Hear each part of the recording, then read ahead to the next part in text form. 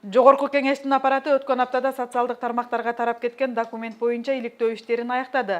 Тилекке каршы документте чыны менен эле одоно каталар орун алган. Бул тууралуу Жогорку кеңештин маалымат кызматынан билдиришти. Бул катты тиешелүү бөлүмдүн кызматкери даярдап, төраганын колу, анын жардамчысы тарабынан факсимиле жолу менен коюлган. Факсимиле жолу менен кол коюу кайсыл учурда колдонулаары мыйзамда так көрсөтүлгөн эмес. А бирок расмий каттарда бул эч качан колдонулбайт. Факсимиле менин пикирим боюнча, менин эрежесин так билбейт экен, факсимиле боюнча закон жок.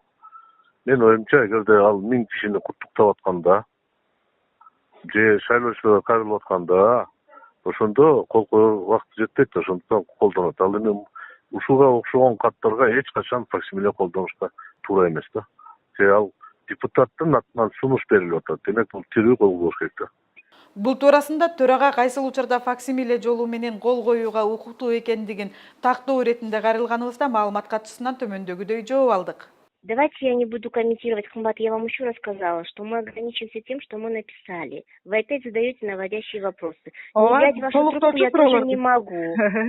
Звонок вежливости, я отвечаю. Все. Спасибо вам большое за звонок. До свидания. Коомдук ишмер Эмилбек Каптагаев төраганын түшүндүрмөсүн туура эмес деп баалап, Facebook баракчасына өзүнүн билдирүүсүн жазды.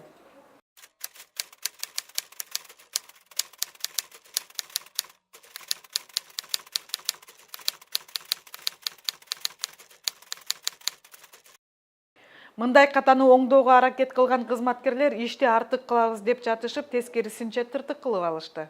Кыргыз Республикасынын экинчи чоң кызматтагы адамы төрага, Жогорку Кеңеш төрагасы, парламенттин башчысы, үчүнчү чоң адамга факсимиле менен документ жөнөткөнүн өзү бул уят.